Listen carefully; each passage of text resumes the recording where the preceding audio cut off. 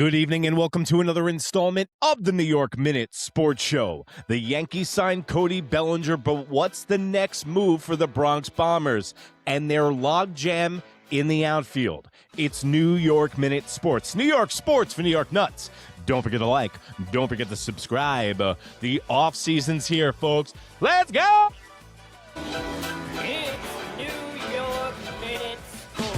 Well, there you have it, folks. Welcome to another installment of the New York Minute Sports Show. Thank you for joining us, and hope you Yankee fans are feeling good. Hope you Blue Jay and Red Sox fans have the fear of God in you after the Yankees retain Cody Bellinger and going to run it back theoretically with the same team that they had last year, but there is wrinkles to this baby. And now the biggest question in town in New York right now is, what is going to be the next move from the New York Yankees? But before we can get there, let's cover the Cody Bellinger deal, because I put a video out before and we didn't have all the information. Now we got all the information. 5 years, $162 million, full no trade, an opt-out after 2 to 3.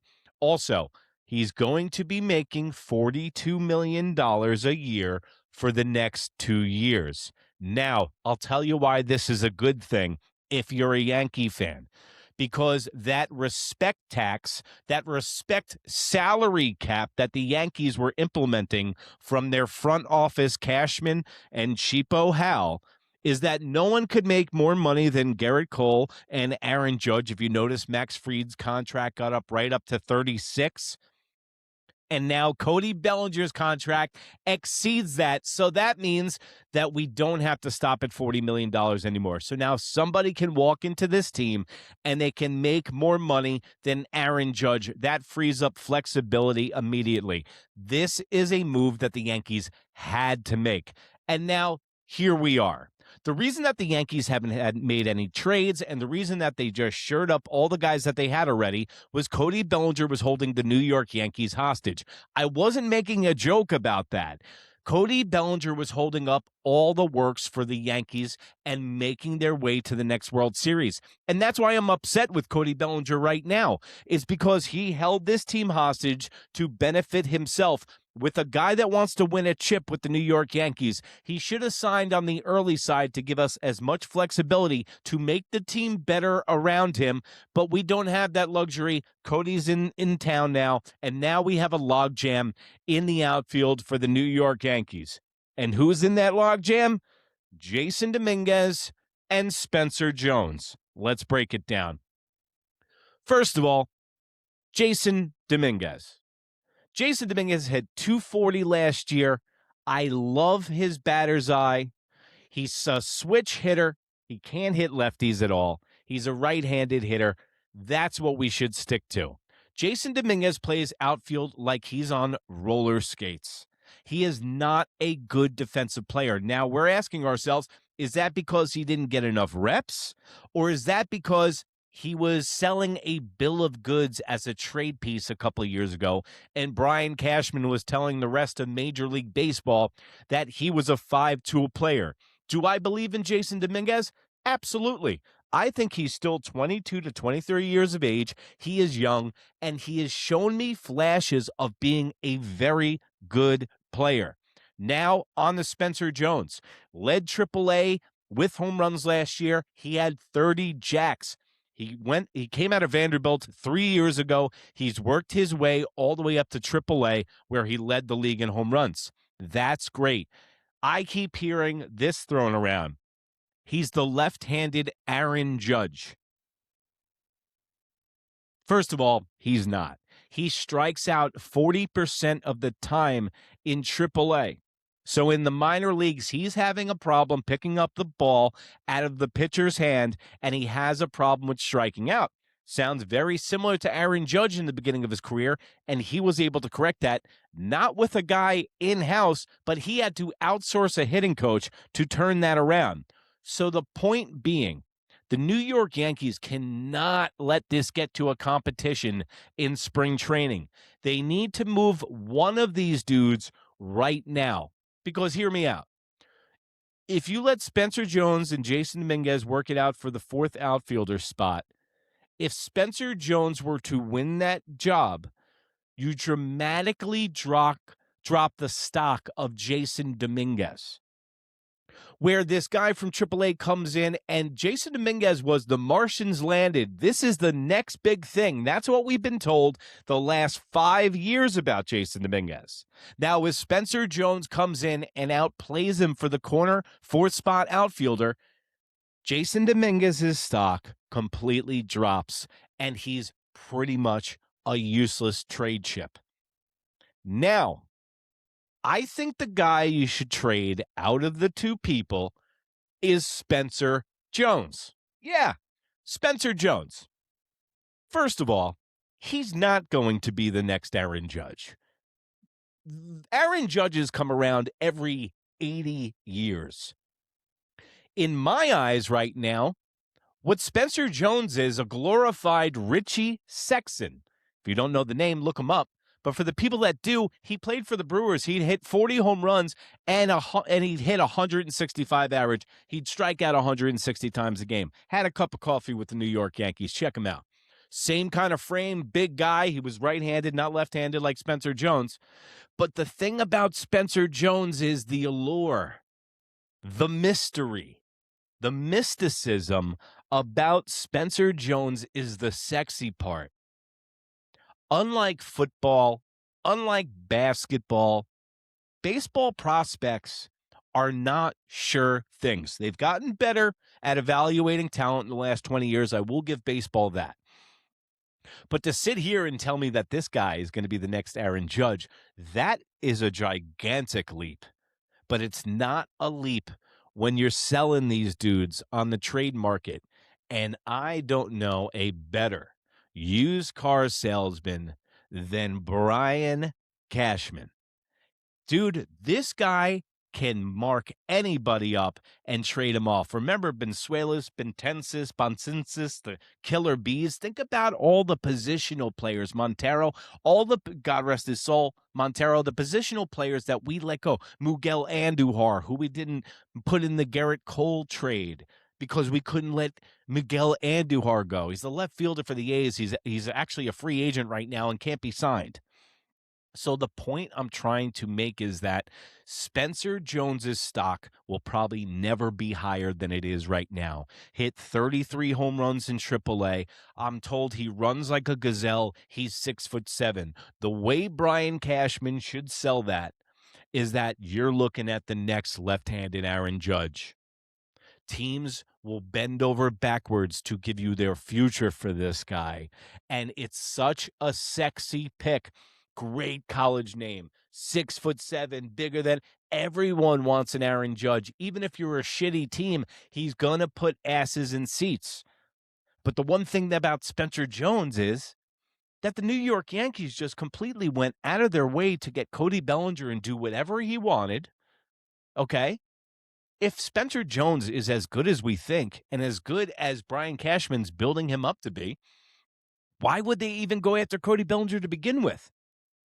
So if Jason Domínguez's performance last year is any indication on our positional players out of the farm system, everybody comes with a question mark, guys.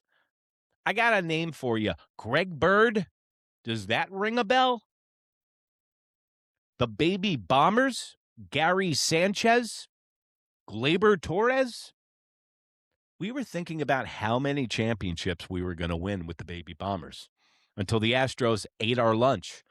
So my point is the only two positional players that Brian Cashman literally has produced in the last 25 years would be Aaron Judge and Robinson Cano. So to put my stock in positional players on the New York Yankees, I'm not doing any of that. They all need to be packaged up and traded off. And now that's where it leaves the New York Yankees right now, is going to be the pivot after Cody Bellinger, because now the floodgates are opened. Spencer Jones, Jason Domínguez, there's the logjam. Now, what moves are the New York Yankees going to make? One of the biggest moves being talked about right now is Freddie Peralta from the Milwaukee Brewers. Now, Peralta's making, I called him Wandy last show, by the way, because Wandy was a Yankee, and I think they're related, and Wandy's a great guy. But Freddie Peralta's making $8 million a year. This is a great deal. The Yankees do have history with the Milwaukee Brewers and trading with them. Remember, we got low-lev Dev for Nestor Cortez and a bag of balls last year. Actually, well, their second baseman that we gave up did pretty well for them. So it was a good trade value. Everybody got a good return from that. But I don't want a one-year rental again, dude. We keep emptying our farm system for these one-year rentals. Juan Soto was worth it. All the guys that we gave up really didn't come back, and Michael King had to be re-signed as a free agent by the Padres. So that trade, it was worth it. We made it to the World Series. But these one-year rental bullshits, I'm done, man. And Peralta's not going to move the needle enough to be that one-year rental that we need. I'm willing to go with the young guys from the pitching aspect of the farm system because the Yankees seem to have that figured out. And not to mention, you got a lot of pitching competition even behind the 10 studs that we have with Elmer Rodriguez Cruz in AAA, with Carlos Lagrange, who's 6'7" himself, right-handed pitcher. And then you got George Lombard, but we'll get to all the farm system AAA guys. We'll get to that. Let's stick to who we're going to trade for. I don't want to move it for Wandy. We have enough pitching on this team. We have 9 to 10 with Blackburn and Yarborough as spot starters. You got 10 starters, even with Gary Cole being hurt, even with Carlos Scrambled Egg Brains, Carlos Rodon. I got chips in my shoulder, in my elbow. He should be moved. But I don't want to go after Wandy Peralta because I don't want the one-year rental. Jazz Chisholm should be traded off of this team. Yeah, I said it. We're too left-handed to begin with, and I'm beating this drum. Jazz Chisholm, Will Warren, Clark Schmidt, Luis Heel, Spencer Jones, and/or Jason Domínguez, and package him up for Fernando Tatis Jr. I will not stop until we get this dude. Right now, the New York Yankees have a platoon in left field. They have a platoon at third base. We'll get to that. And a platoon at shortstop. Anthony Volpe is not an everyday player with a torn labrum. It's going to take him time to come back and knock the rust off. If you were able to move Jazz Chisholm in a Fernando Tatis Jr. move, okay, you solve both problems. Let Caballero be a second baseman in his natural position. Let Fernando Tatis Jr. play shortstop. Or you don't even trade Jazz. You keep him. You move all the pitching for Fernando Tatis Jr., move Jazz over to third, Caballero at second, let Tatis Jr. play shortstop. Then you have Cody Bellinger, Trent Grisham, and Aaron Judge. Sounds like some wins to me. Sounds like the right move to make because guess what? I don't want to hear in the comment section that he's not a shortstop. Fernando Tatis Jr. can play anywhere on the diamond. The New York Yankees have been playing people at a position for the last 8 years, so I don't want to hear any of that. They feel the Yankees like a softball team in a beer league. So Jazz Chisholm, why do I keep harping on the fact that Jazz Chisholm needs to be traded? Because he's a head case. Last year, he was a defensive liability at the end of the year. He could not throw the ball from second base to first base. Guess what? I've been watching baseball for a long time, and that's a problem, okay? He decides when he wants to play. He shows up certain days. He shows up other days. His attitude sucks.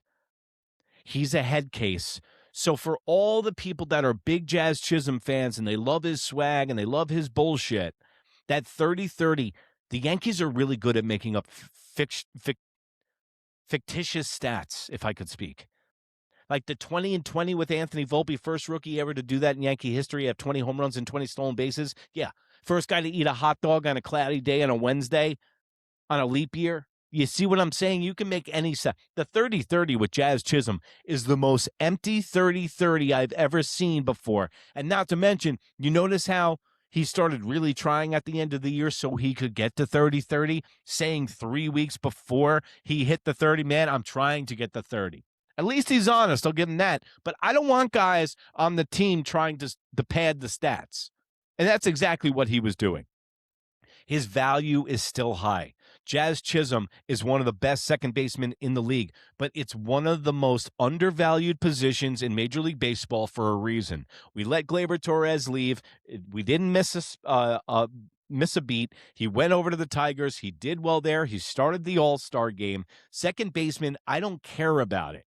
Cabanero could play there every single day and be fine. He could platoon it with Anthony Volpe, who's still on the books. And guess what? Anthony Volpe might be a good player if he only has to play in 124 games a year and he's not treated like a rented mule by the New York Yankees. So no Freddie Peralta. I want them to get Fernando Tatis Jr. full stop. Whatever it takes. Spencer Jones, Jason Domínguez, both of them. And like the pitchers I mentioned, Luis Heel, Will Warren, Clark Schmidt, all three of them, send it right to him. Eat the contract. The reason I keep saying the Padres is the owner died, they lost their TV contract, and they have one of the most bloated salaries in all of Major League Baseball. Remember when they were going to give Aaron Judge $465 million? What teams do is they liquidate the team before they sell it so the owner can get in with bare bones and doesn't have any white elephants that they have to bear.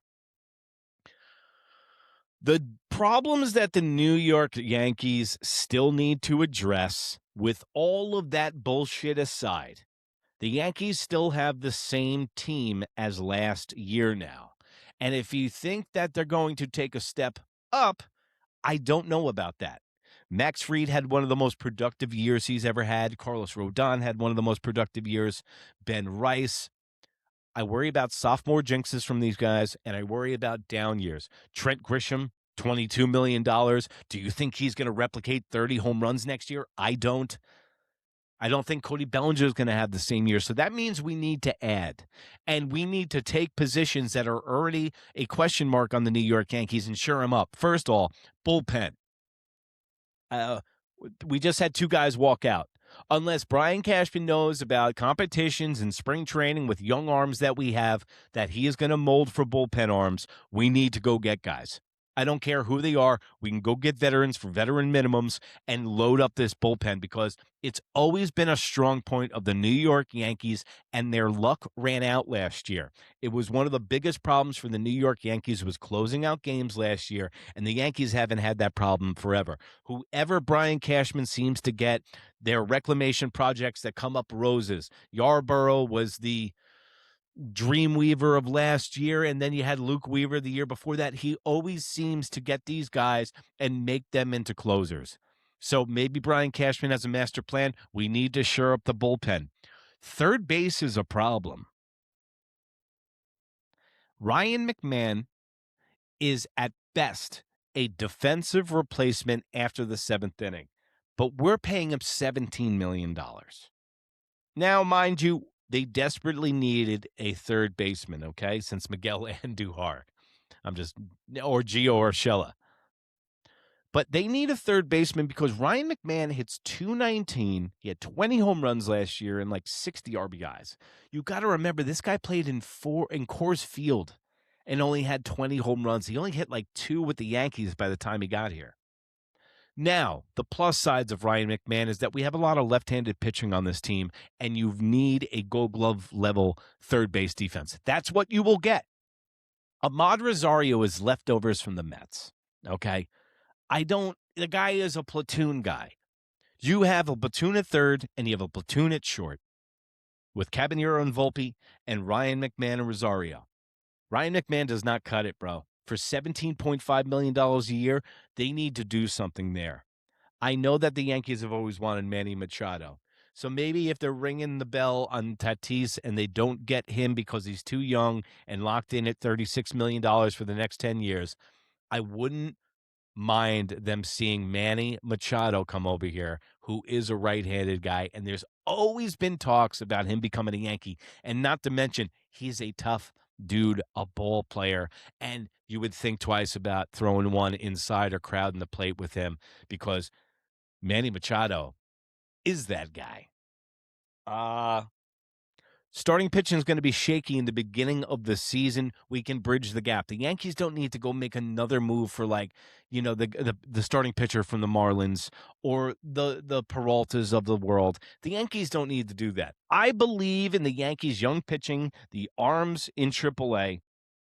And now I got to say, if you're a Yankee fan, how are you feeling about all of this? Let me know in the comments below Who do you want to keep? Spencer Jones, Jason Domínguez? Do you think they should keep all the guys? Do you think they should trade everybody, trim the fat, and go get veterans? And who is somebody that you've heard in trade talks that you might want to go after? Now, my final statement of the night. As it's all said and done right now, with all teams being right now, let's say if they were to finish their offseason acquisitions right now, the Blue Jays, the Boston Red Sox, and the New York Yankees are in a three-way first-place tie for this season. It is going to be one of the most competitive years in the AL East ever. And mind you, with this collective bargaining agreement, with the lockout, with the strike, whatever you want to call it, with no baseball possibly down the barrel in a year, this could be the final year of the American League East after recalibration in the collective bargaining agreement, and I will be here covering it all. This is your AL East headquarters all baseball season long with a Yankee bias. But I call it how it is. Trust me, I think I'm one of the fairest guys on YouTube. Let me know in the comments below what you think about the show. Let me know in the comments below if you think it's bullshit. You think the Blue Jays are the king of the division, that the Red Sox are going to take it all. Let me know. Be heard. Be seen in the comment section. And remember, if you can't be good, be bad, baby. Good night, Canada. See you next time.